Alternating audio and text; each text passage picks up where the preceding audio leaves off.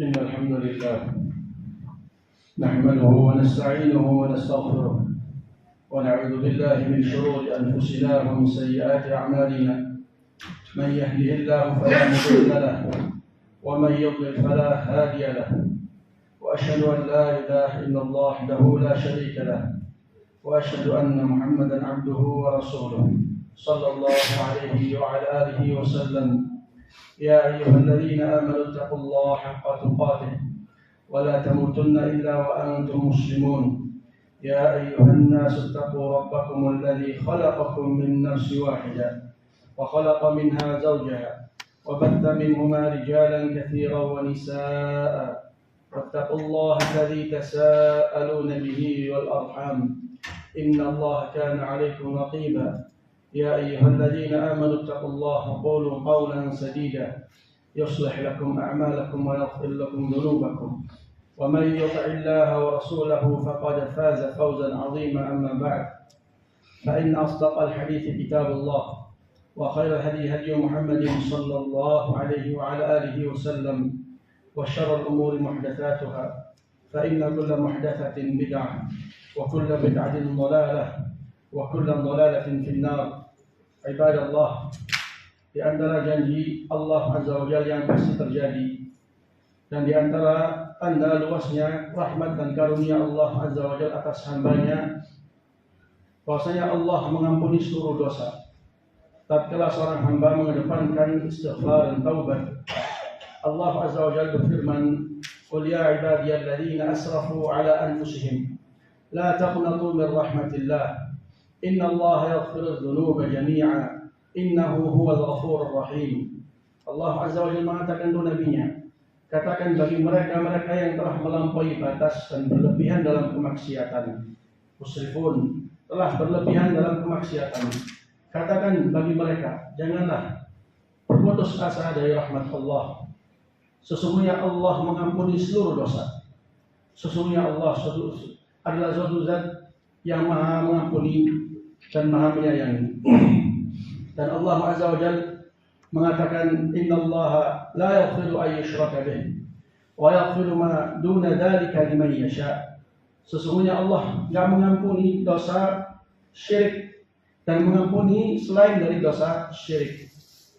Maka di antara hal yang Allah Azza wa Jalla syariatkan atas hambanya adalah al-istighfar, meminta ampun kepada Allah, meminta kepada Allah Azza wa Jalla as-sitr, bentuk di mana Allah menutupi aib, bentuk di mana Allah menutupi dosa dan perilaku seorang hamba. Kemudian Allah hapus dosa tersebut dan Allah gantikan dosa tersebut dengan suatu pahala. Ini salah satu karunia Allah.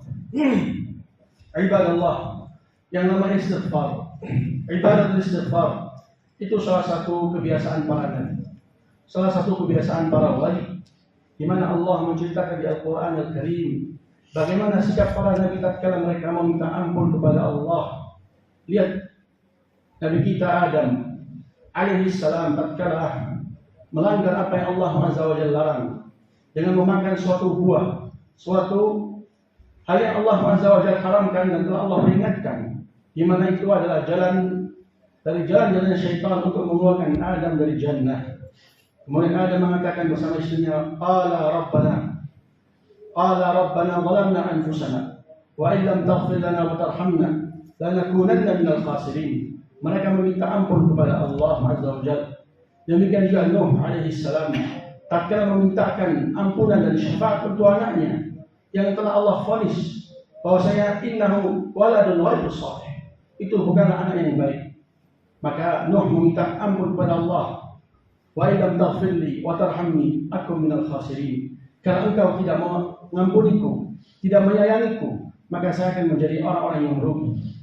Dan juga berkata Nuh, qala taghfirli wa liwalidayya wa liman dakhala baiti mu'minan wa lil mu'minina wal mu'minat. Nuh alaihi salam memintakan ampun untuk dirinya, untuk kedua orang tuanya, dan untuk kalangan kaum mukminin dari kalangan laki-laki dan juga perempuan. Dan juga lihat bagaimana Ibrahim alaihi salam meminta kepada Allah Azza wa Jalla ampunan. Qala rabbighfirli wa liwalidayya wa lil mu'minin yauma yaqumul hisab. Dan memintakan ampun untuk dirinya dan kedua orang tuanya dan juga untuk kaum mukminin yauma yaqumul hisab, hari di mana ditegakkannya hisab. Demikian juga Musa, Isa, sampai datang kepada Nabi kita Muhammad alaihi salatu wassalam, khairul anbiya'i war rasul, sebaik-baik nabi, sebaik-baik rasul yang telah Allah azza wa jalla janjikan dengan ampunan untuk seluruh dosanya yang akan datang atau yang telah lampau, di mana beliau telah memberikan untuk kita suatu contoh yang sangat baik. Di hadis Abi Hurairah radhiyallahu taala anhu, qala kana Rasulullah alaihi salatu wassalam qala wallahi inni la astaghfirullah fil yawm wa atubu ilaih akthar min 70 marrah. Kata Rasul dengan bersumpah, sesungguhnya saya meminta ampun dan bertaubat kepada Allah dalam satu hari lebih banyak dari 70 kali. Ini hadis diriwayatkan oleh Imam Bukhari. Di hadis Al-Aghar Ibnu Yasar, qala Rasul alaihi salatu wasallam, ya ayyuhan nas astaghfirullah wa atubu ilaih fa inni atubu fil yawm akthar min 100 marrah. Rasul mengatakan, wahai sekalian manusia, istighfarlah dan minta ampunlah dan bertaubatlah kepada Allah, karena sesungguhnya saya meminta ampun kepada Allah dalam satu hari lebih dari 100 kali. Kata Abdullah bin Umar, in kunna la na'uddu li Rasulillah alaihi salatu wassalam fil majlis qala rabbi ighfir li wa tub alayya innaka antat tawwabur ghafur akthar min 100 marrah. Dalam satu majlis kami menghitung bacaan Rasulullah rabbi ighfir li wa tub alayya innaka antat tawwabur ghafur itu lebih dari 100 kali. Ini dalam satu majlis. Ibadah Allah, kalau kita melihat bagaimana status seorang manusia, status Bani Adam adalah suatu makhluk yang Allah ciptakan sebagai tempat untuk salah dan lupa. Dia akan lewat suatu menit atau jam, hari, minggu atau bulan, kecuali dia akan melakukan suatu dosa dan pelanggaran. Makanya Allah Azza wa Jalla membuka lebar pintu taubat, mensyariatkan istighfar, di mana Allah Azza wa Jalla telah perintahkan untuk nabinya, di mana itu perintah juga berlaku untuk umatnya, bahkan lebih utama. Kata Allah Azza wa Jalla, astaghfirillah innallaha kana ghafurur rahim. Memintalah ampun engkau, yaitu Rasul, kepada Allah, sesungguhnya Allah Maha Mengampuni lagi Maha Menyayang. Dan Allah Azza wa Jalla mengatakan, "Man ya'mal su' aw yadhlim nafsahu thumma yastaghfirillah yajidillaha ghafurur rahim." Barang siapa yang mengamalkan suatu keburukan atau menzalimi dirinya, kemudian dia meminta ampun kepada Allah, maka dia akan mendapatkan bahwa Allah itu Maha Mengampuni. Maka banyak ayat di mana Allah Azza wa Jalla memerintahkan hambanya untuk beristighfar kepada Allah Azza wa Jalla, untuk kembali kepada Allah Azza wa Jalla, karena itulah sebaik-baik tebusan, karena itulah sebaik-baik solusi yang dilakukan oleh seorang hamba tatkala dia menzalimi dirinya atau menzalimi orang lain, menzalimi dirinya dalam hak Allah atau hak dirinya atau hak keduanya, dengan dia meminta ampun kepada Allah Azza wa Jalla. Ibadallah, tatkala seseorang membanyak istighfar, memperbanyak perkataan astaghfirullah, astaghfirullah, sesungguhnya di balik ibadah ini ada banyak keutamaan, ada banyak fadilah yang Allah Azza wa Jalla janjikan, di mana Allah Azza wa Jalla akan menjadikan hati seorang hamba tatkala dia memperbanyak istighfar, hati yang suci, hati yang jernih, hati yang baik. Allah Azza wa Jalla akan sucikan hati tersebut, sehingga itu sebab untuk kebaikan perilaku, ucapan, perkataan. Karena yang namanya hati, kedudukannya adalah laksana raja dalam suatu kerajaan, dan anggota tubuh laksana bala tentara yang memiliki atau mendapatkan perintah. Maka hatilah yang memiliki kehendak, hatilah yang memerintahkan atau melarang. Maka tatkala hati seseorang itu jernih, maka itu akan nampak dalam perbuatannya. Ya, hadis Rasul alaihi salatu wasallam mengatakan, innal 'abd idza adnaba dhanban fa'ada wa naza'a wastaghfar, aw innal 'abd idza adnaba dhanban nukita fi qalbihi nuktatun sauda. Seorang hamba tatkala dia melakukan suatu dosa, maka Allah akan memberikan titik hitam dalam hatinya. Fa in 'ada wa naza'a wastaghfar suqila qalbuhu. Kalau dia naza', yang melepaskan dirinya dari dosa tersebut, dia kembali kepada Allah, wastaghfar, dan meminta ampun dan mengatakan astaghfirullah, maka kata Rasul, suqila qalbuh, maka hatinya akan bersih. Itu salah satu keutamaan yang dimana Kalau seandainya tidak ada keutamaan kecualinya, maka itu cukup untuk mengundang kita untuk memperbanyak istighfar kepada Allah Azza wa Jalla. Lebih-lebih Allah menjanjikan bagi seorang hamba tatkala dia meminta ampun kepada Allah, bahwa Allah Azza wa Jalla akan memberikan bagi dia keberkahan, akan menurunkan bagi dia limpahan rezeki dan pemberian.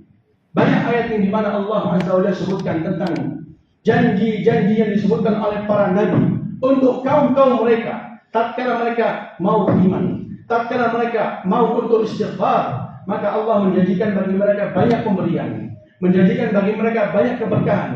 Allah Azza wa Jalla mengatakan, wa anistaghfiru rabbakum thumma tubu ilaih yumatti'ukum mata'an hasana ila ajalin musamma. Kata Allah Azza wa Jalla, istighfarlah dan bertaubatlah kepada Allah, maka Allah akan memberikan untuk kalian kenikmatan hingga ajal yang tertentu. Di ayat yang lain Allah mengatakan, wa anistaghfiru rabbakum thumma tubu ilaih yursilis samaa'a 'alaikum midrara wa yumdidukum bi amwal wa banin wa jannat wa anhar.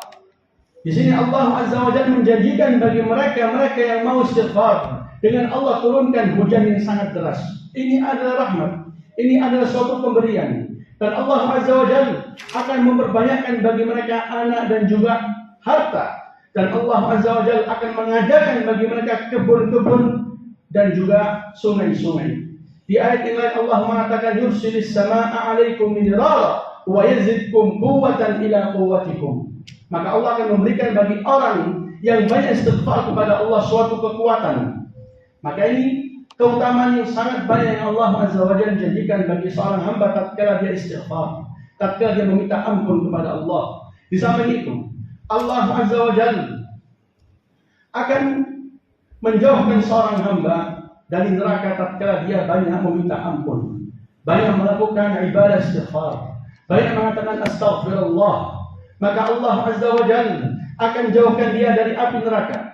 Di hadis Rasul mengatakan untuk para perempuan, ya ma'syaral nisa fa inni ra'aitukunna akthar ahli an-nar fa tasaddaqna wa akthirna al-istighfar.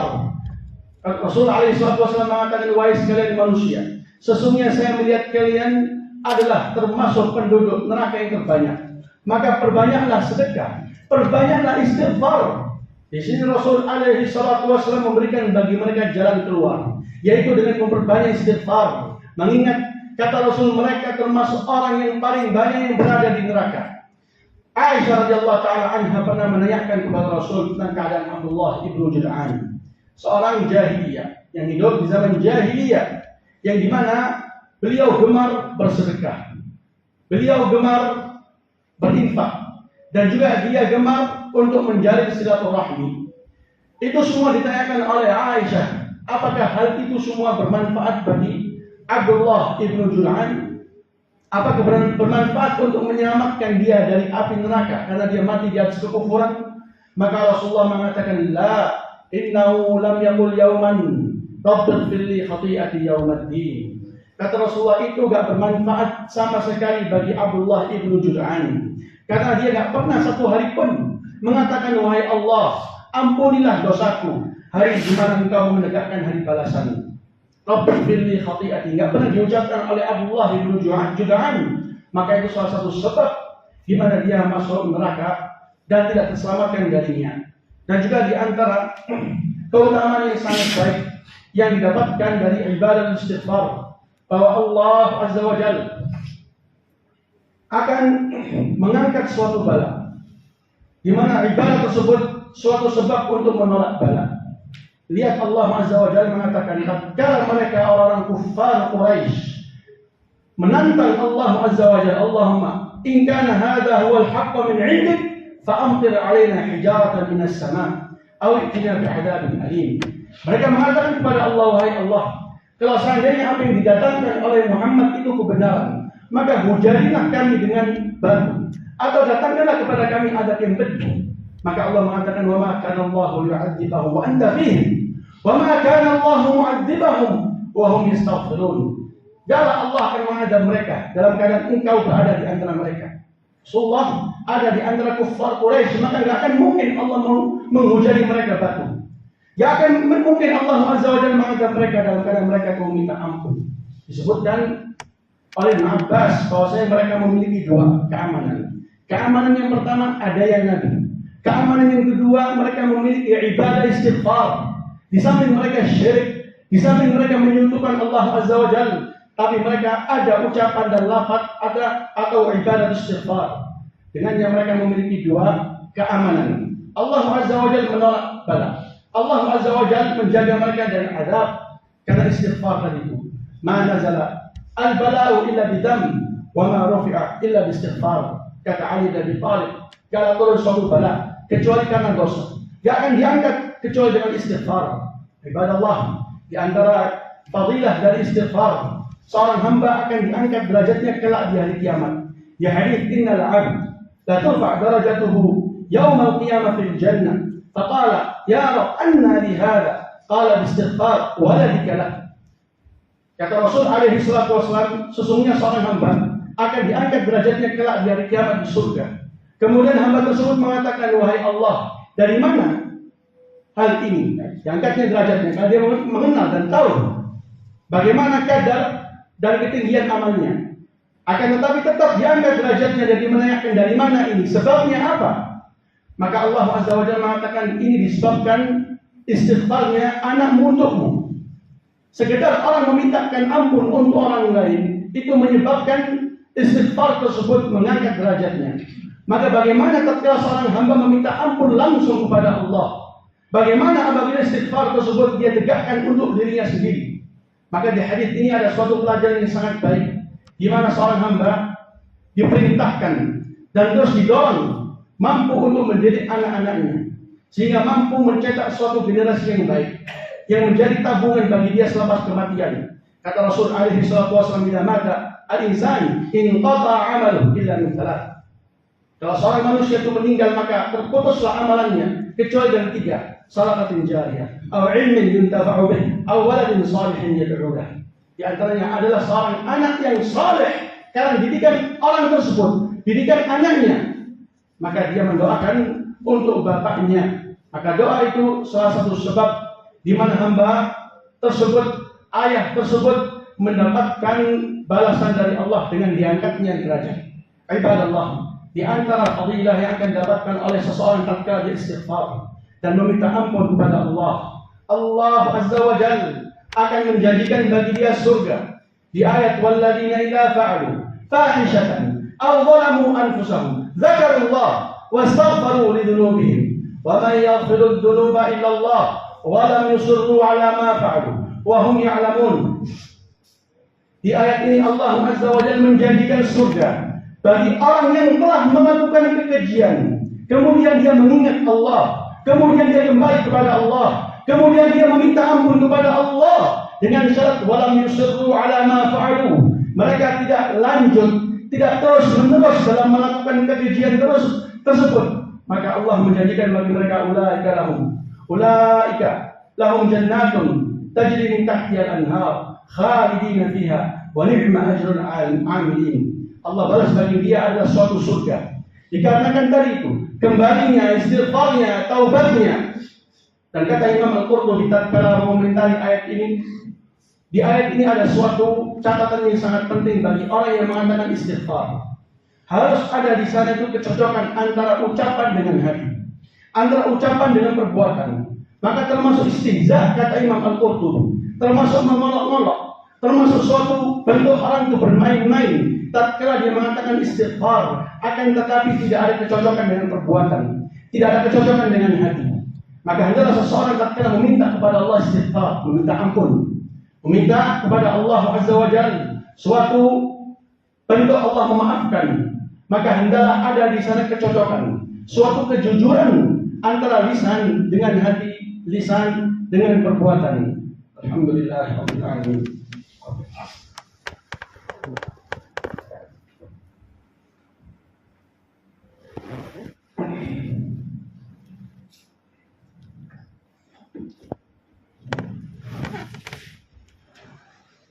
Alhamdulillah ala ihsanih wa syukurillah ala imtinanih wassalatu wassalamu ala nabiyyina Muhammad ad-da'i ila ridwanih. Amma ba'd. Ibadallah, yang namanya ibadah istighfar. Ada beberapa tempat yang dianjurkan seseorang dan diperintahkannya seseorang untuk meminta ampun kepada Allah, untuk mengedepankan ibadah istighfar. Di antaranya adalah tatkala orang berdosa, tatkala orang melakukan penyimpangan, melakukan pelanggaran syariat, maka yang namanya istighfar, kembali dan bertaubat, itu hal yang diwajibkan.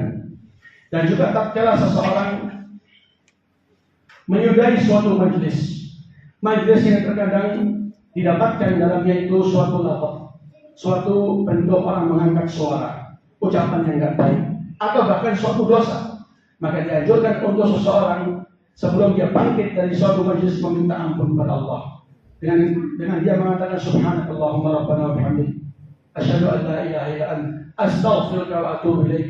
Kata Rasul, maka akan dihapus semua apa yang ada di majlis.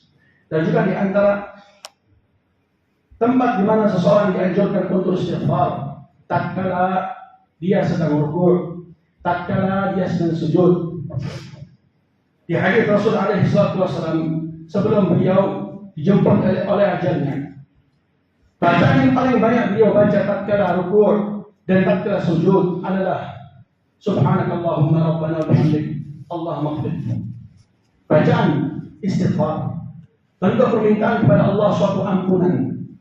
Dia Rasul alaihi salatu wasallam banyak membaca di waktu rukuk dan juga di waktu sujud sebagai bentuk di mana Rasul alaihi salatu wasallam mengamalkan ayat idza jaa nasrullahi wal fath wa ra'aitan nas yadkhuluna fi dinillahi afwaja fasabbih bihamdi rabbika wastaghfir innahu kana tawwaba. Penghujung tugasnya Rasul alaihi salatu wasallam sebagai nabi, di mana Rasul akan berjumpa dengan Rabbnya. Di situ Allah memerintahkan Nabi kita untuk memperbanyak istighfar. Dan juga di antara tempat di mana seseorang dianjurkan untuk membaca istighfar tatkala seseorang selesai menunaikan salat. Di hadits Tauban, kana Rasulullah idza sharafa min salatihi astaghfirullah thalathan wa Allahumma antas salam wa minkas salam tabarakta ya dzal jalali wal ikram. Jadi tatkala Rasul telah menyudahi salat, beliau istighfar kepada Allah 3 kali. Dan juga di antara tempat di mana seseorang dianjurkan untuk banyak istighfar kepada Allah tatkala seseorang berada di sepertiga malam terakhir, di mana seseorang akan dijanjikan dalamnya suatu ampunan.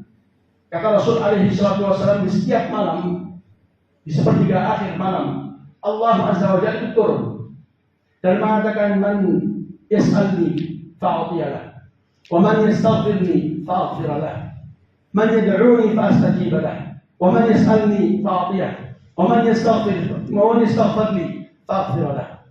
Siapa memintaku, saya akan memberi. Siapa yang berdoa, saya akan mengijabah. Siapa meminta ampun, maka saya akan mengampuni. Makanya Allah azza wa jalla di antara sifatnya dengannya Allah puji mereka penduduk surga. Kata Allah azza wa jalla, as-sabirin was-sadiqin wal-qanitin wal-munfiqin wal-mustaghfirin bil ashar. Mereka meminta ampun kepada Allah di waktu sahur, di sepertiga malam terakhir. Maka kita kembali kepada Allah dan selalu semangat dan giat dalam meminta ampun dan istighfar kepada Allah azza wa jalla. Janganlah ibadah ini dijadikan hanya sekedar lisan. Janganlah seseorang tatkala meminta ampun kepada Allah dengan lafaz yang sangat cepat, karena ini bukanlah termasuk bagian dari adab. Hendaklah dia meminta ampun dan melafazkan lafaz istighfar dengan perlahan. Dan dia kaitkan antara apa yang diucapkan dengan perbuatan, apa yang diucapkan dengan apa yang dilihat. Karena itulah hakikat istighfar yang Allah terima. Itulah hakikat istighfar yang mampu merubah seseorang, yang mampu mensucikan dan membersihkan hatinya. Alhamdulillahirabbil alamin.